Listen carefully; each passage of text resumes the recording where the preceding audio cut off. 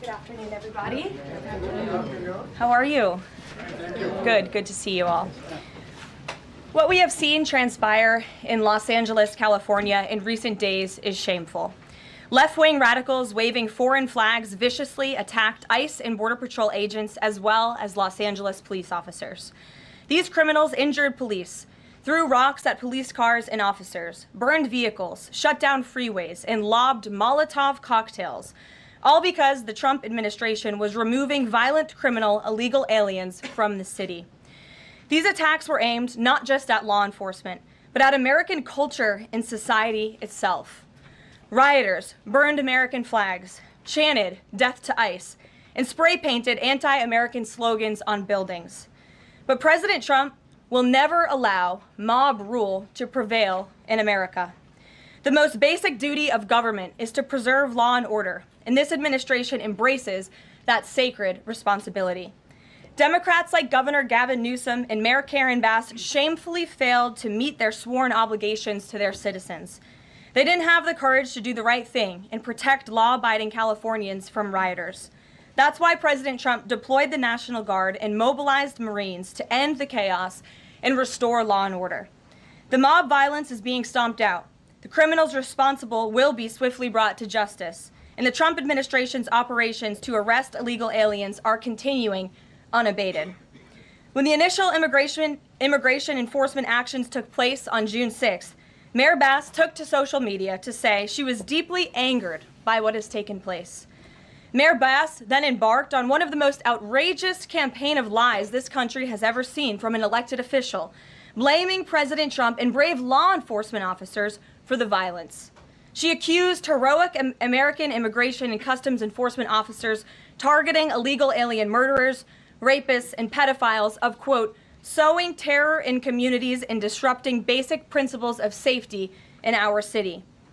Around the same time, Governor Newsom claimed that immigration enforcement actions were causing chaos. That's how radical Democrats have become. Their opposition to President Trump has forced them to side with illegal alien criminals in their communities and violent rioters and looters over law enforcement officers who are just doing their jobs. Mayor Bass and Governor Newsom fanned the flames and demonized our brave ICE officers. Instead of defending their city and their state, Karen Bass and Gavin Newsom claimed that in order for the riots and the violence to stop, ICE needed to leave and immigration raids must end. In other words, the position of the Democrat Party is that the federal government is not allowed to enforce our laws and to arrest and deport illegal alien criminals. They're attempting to use a violent mob as a weapon against their own constituents to prevent the enforcement of immigration law. This is deeply un-American and morally reprehensible. President Trump received a clear mandate from voters to reverse the illegal invasion ushered in by Joe Biden's open border and to end the lawlessness represented by Karen Bass in Gavin Newsom's California. President Trump promised to carry out the largest mass deportation campaign in American history, and left-wing riots will not deter him in that effort.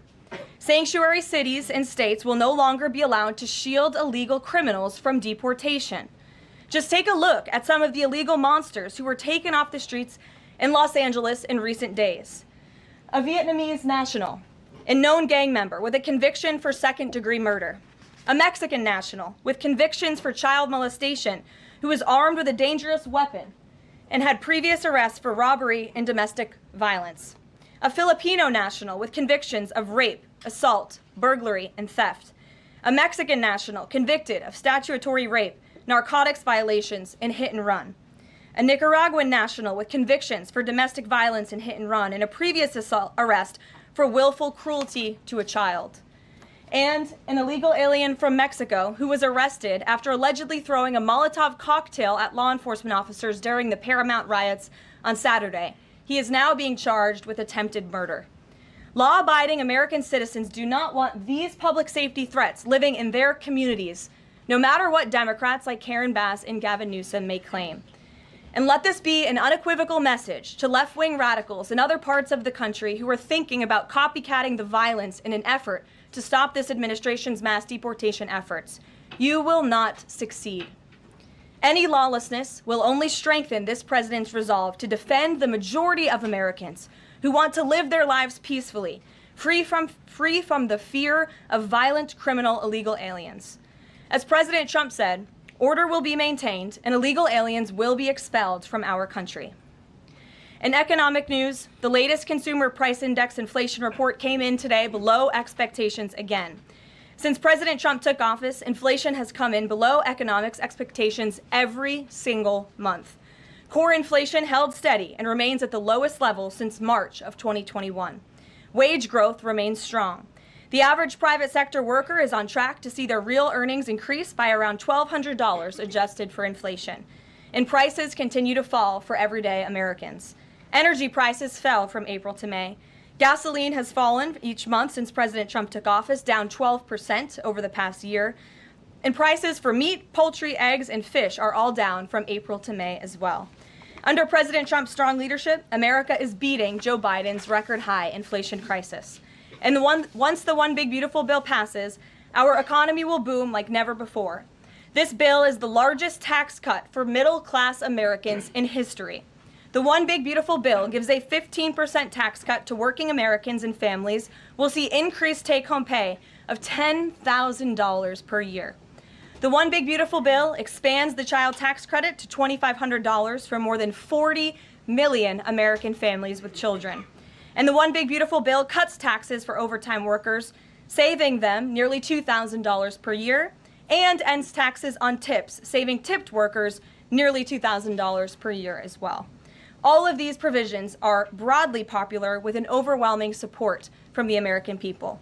We need Republicans in Congress to finish the job and send the One Big Beautiful Bill back to President Trump's desk for his signature as soon as possible.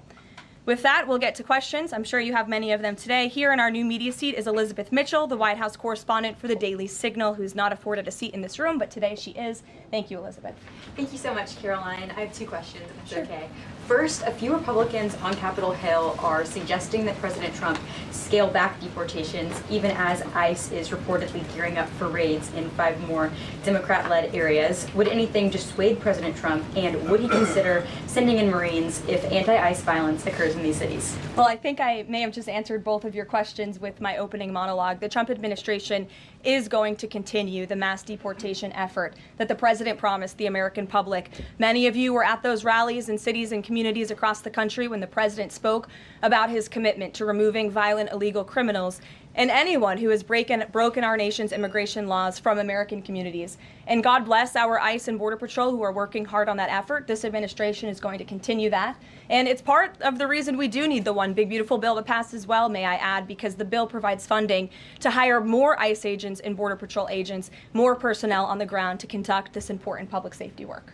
Thank you. And on another topic, President Trump has indicated that aides to former President Biden who used the auto pen to sign major orders and pardons should be investigated for potential crimes. Does he think that Biden allowing, or at least being negligently unaware of this activity, was an impeachable offense? I haven't heard the president address whether it's an impeachable offense, but it could perhaps be a criminal offense, especially on behalf of staffers who may have been utilizing the president's signature without his authority or consent. I understand that Republicans on the Hill are moving in the right direction to call attention to this and to bring in some former White House staffers who clearly knew more than they ever shared and never addressed with the American public. And so we look forward to seeing where this investigation continues, and I know the Department of Justice is also looking into the matter as well. Alex, good to see you today. Good to see you, Caroline. Thank you. You mentioned foreign flags being blown during these protests. There are protest activities being organized for this weekend. Part of it are Democrats saying they want to reclaim the American flag. It's also being titled No King's Day. Does the president see himself as a king, and does the White House expect to see American flags being flown during these protests this weekend? The president views himself as the president of the United States of America. This is a constitutional republic, and we want to see all of our citizens be proud of the country in which they are given the privilege and the blessing to live. And I think that those images of foreign flags being waved with, by illegal criminals and by violent rioters in the face of cars blowing up and of flames in the city. I have photos of that here to show you with this violence and destruction that occurred is an image that Governor Gavin Newsom owns. This is his city, and President Trump saw these images, and he said that is not going to be accepted or tolerated, and hence why he deployed the National Guard and United States Marines who have helped to quell that violence. If I can ask another. Sure. If the president does end up deploying any National Guard members, perhaps Marines, to blue states, would he be in contact with the governors prior to this? Would it be necessary? Well, President Trump was in contact with Governor Gavin Newsom despite some of the claims he's made in the last couple of days. The president called the governor on Friday evening and told him to let law enforcement in California do their jobs. And the Los Angeles Police Department, by the way, are fantastic people. They are trying to do the work that they've so bravely signed up to do to enforce the law, but they have been kneecapped by incompetent Democrat policies and Democrat politicians who do not allow their local law enforcement to correspond and coordinate with federal immigration authorities. And so President gave Gavin Newsom a warning and said, get it together. 24 hours later, we saw more images like this. We heard about Border Patrol agents who were being the target of rocks. These illegal criminals were throwing rocks at our Border Patrol and ICE agents, and so the president made the decision to federalize California's National Guard. Stephanie. Thank you. Two questions on the China trade deal, if I may. Sure. First, will the president formally sign the trade deal, and if so, when? Secretary Lutnick sort of alluded to the fact that it might be in a couple of days, but I'm curious if there's anything more specific to read out. Sure. Well, I do have more specifics for you. I spoke to the president about this. He spoke to his trade team, who did a fantastic job negotiating this on behalf of the United States and meeting with their Chinese counterparts. The president is talking to them about the details of it now. But what the president heard, he liked. China has agreed to open their markets to the United States separately of this deal. And when it comes to this deal, we're going back to the terms that were agreed upon in Geneva for the release of some of those critical minerals and the magnets from China to the United States. And we have agreed to fully comply with the Geneva Agreement as well. So the president is reviewing the details of that with his trade team now, and you'll hear more from him, I'm sure. And then the second question, on tariffs, Secretary Lutnick suggested that the tariffs would remain unchanged with China. I'm wondering if there's any room for them to negotiate even lower, or if this is the floor. I won't get ahead of any further negotiations. We're in a great place right now, and I would add that this is the result of a lot of hard work from the president and his team, and the president has a good and respectful relationship with President Xi, and as you know, they had a direct conversation which led to this success that the president announced on Truth Social this morning. JJ. On North Korea, has the president tried to resume dialogue with Kim Jong-un? There's some reporting that the president sent a letter and tried to give it to Kim Jong-un through some North Korean diplomats through the UN, and they declined to take it and send it to Kim Jong-un? The president remains receptive to correspondence with Kim Jong-un, and he'd like to see the progress that was made at that summit in Singapore, which I know you covered in 2018 during his first term. As for specific correspondence, I'll leave that to the president to answer. Sure. Good afternoon. Yeah, thanks. Back to the trade deal negotiations with China. Jimmy Lai, as you know, is a pro-democracy advocate, Catholic, sitting in solitary confinement in Hong Kong as we speak. His family believes he may be close to death. Did his name come up, Jimmy Lai's name come up in these negotiations with China? Not to my knowledge. I understand the negotiations were very much focused on our trade and economic relationship with China. Does the president believe he can free Jimmy Lai from prison? I'll check with the president. It's certainly an important issue, and I'll get back to you. Thanks, Karoline. The president said yesterday that paid insurrectionists were behind or were involved in the protests in Los Angeles. Does the White House have any more details about who they believe is paying these protesters? The president spoke about this last night when he returned from Fort Bragg, because frankly the president has a lot of common sense. And if you look at some of the imagery that we have received from the Department of Homeland Security and ICE and law enforcement who are on the ground, you will see boxes and boxes of very professionalized masks and rioting equipment being dropped off for these protesters. So it's a good question the president is raising, and one we are looking into, about who is funding these insurrectionists and these rioters and these protesters and these illegal criminals. And I have updates for you on the numbers, by the way. Since June 6th, there have been 330 illegal aliens that have been arrested as part of these riots in Los Angeles. 113 of those illegal aliens had prior criminal convictions. And overall, and this includes arrests of American citizens, there's been 157 people arrested for assault and obstruction-related charges, including the attempted murder of a police officer with a Molotov cocktail. So who is funding these illegal aliens who are coming in with this very professional riot gear? It's a question everyone in this room who cares about truth should be asking. And we encourage your help in trying to get to the bottom of that question. Indina. Thank you, Karoline. About Elon Musk, he issued an apology this morning. Has the president accepted the apology, or does he think it's too little too late? The president acknowledged the statement that Elon put out this morning, and he is appreciative of it, and we are continuing to focus on the business of the American people. And has the administration started a review of Musk's government contracts, something that the president said he's considering? What do you mean by that? Has the administration started a review of the contracts that Musk and his companies currently have? No efforts have been made on that front as far as I'm aware. Okay. And just one more, if I may, on just everything sort of we've seen so far with the president's response to the LA protests.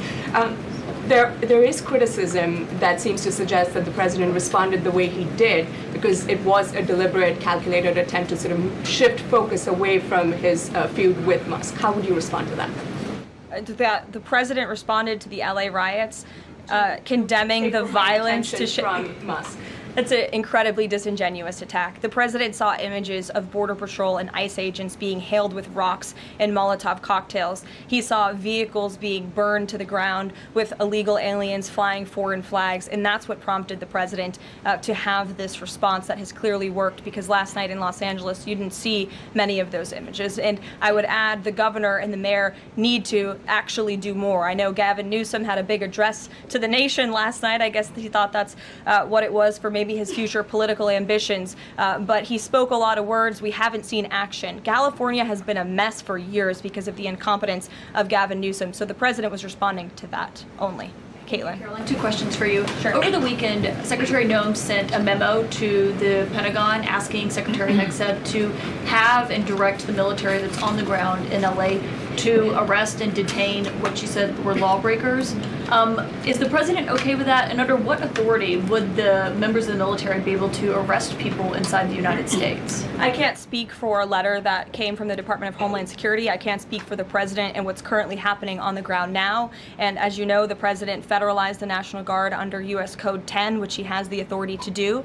And our United States Marines and the National Guardsmen and women who are on the ground right now are helping to create a peaceful environment for ICE and Border Patrol, who were being, again, hailed with rocks, who were being violently and viciously attacked. They needed reinforcements, and so our United States Marines who are on the ground are providing those reinforcements to ensure the environment is peaceful so that these raids and deportations can continue. But he realizes they can't actually arrest people unless he invokes the Insurrection Act, which, I mean, seemingly was not something that was in Secretary Noem's memo, a clear distinction she did not make there. Again, you're trying to conflate a letter that was sent to the Department of Homeland Security to the president's legal authority. The president understands the legal authority that he invoked, and that's the current situation right now. When it comes to federalizing the National Guard, what is the specific criteria that the president is using for when he's deciding to do that, and in which states? The president was asked and answered this yesterday. He wants to see an end to the chaos and the violence. He doesn't want to see law enforcement officers being attacked. He wants to see peace. He wants law-abiding Californians to be able to bring their kids to school, to be able to go to work without seeing this violence in the streets. That's what the president's hoping for, and that's why he's taken this action. John.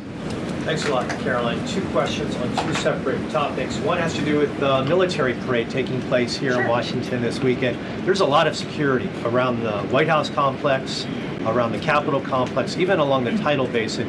Is that just proactive? Are you expecting anything in particular in terms of unrest like we've seen in Los Angeles? These are proactive security measures to protect those marching in the parade, many of whom will be veterans and our brave men and women in uniform and Gold Star families. There's going to be military families from around the country who are flying into this parade. And of course, it's to protect the spectators who will be enjoying this incredibly patriotic show on Saturday, and I hope you'll all join us there. And then secondly, Secretary Pete Hegseth testified on the Senate side of the Capitol today, and he was asked about America's, the administration's view of Vladimir Putin's intentions, and specifically it was asked whether or not his intentions go beyond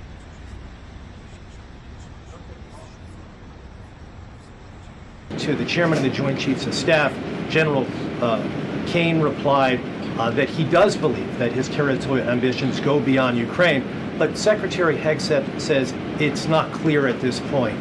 How does the president view this issue? The president has spoken on this. He said, as he calls it, he believes Ukraine was always the apple of Putin's eye. And he made it very clear to Putin in his first term not to invade Ukraine. Putin didn't invade Ukraine because of President Trump's peace through strength foreign policy agenda and the effective deterrence policies that he implemented in the first term. Unfortunately, because of the weakness and incompetence of the previous administration, Vladimir Putin made the decision to invade Ukraine. And now we have this brutal war, which the president is working very hard to end. Jasmine. Thanks so much, Caroline. The president warned that any protests on Saturday would be met with force. Can you clarify what kind of protest President Trump does support or find acceptable? The president absolutely supports peaceful protests. He supports the First Amendment. He supports the right of Americans to make their voices heard. He does not support violence of any kind. He does not support assaulting law enforcement officers who are simply trying to do their job. It's very clear for the president what he supports and what he does not. Unfortunately for Democrats, that line has not been made clear, and they've allowed this unrest and this violence to continue, and the president has had to step in. What question? So if there were peaceful protests on Saturday for the military parade, President Trump would allow that? Of course the president supports peaceful protests. What a stupid question. Raquel. Thank you so much, Caroline. Raquel, and then I can go to you, Francis. Go. Thank you so much, Caroline. I have two questions. One about Israel. Yesterday, the U.S. ambassador to Israel said the U.S. no longer is pursuing the goal of an independent Palestinian state. Can you confirm that the president is no longer supporting a two-state solution? And is President Trump considering diplomatic action against countries who takes action against Israel during next week's UN conference?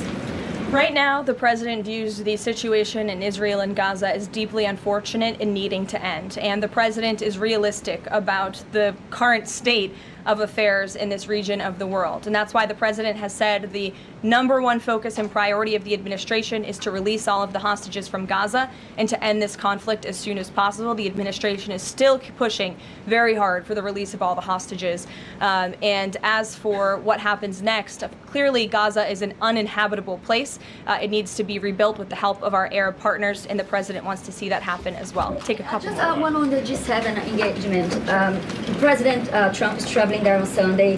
Other presidents beyond the G7 leaders are also going. President Lula from Brazil, President Sheinbaum from Mexico, and President Zelensky from Ukraine are also going. Do you have confirmation if President Trump is meeting any other leaders on the sideline of the G7? Yes. To know about the Lula engagement with Lula. I can confirm there will be quite a few bilateral meetings between the president and other foreign leaders. The White House is still working very hard to finalize that schedule, and we will provide that for you as soon as we have it. Great. Thanks, Caroline. Just back to the China trade deal, can you talk about the status of the export controls that the U.S. imposed? Are those no longer being imposed? We are fully complying with the Geneva Agreement. Go ahead. Sure. Thanks, Caroline. One foreign question for you and one domestic. The foreign, the president, of course, has said he would lift sanctions on Syria.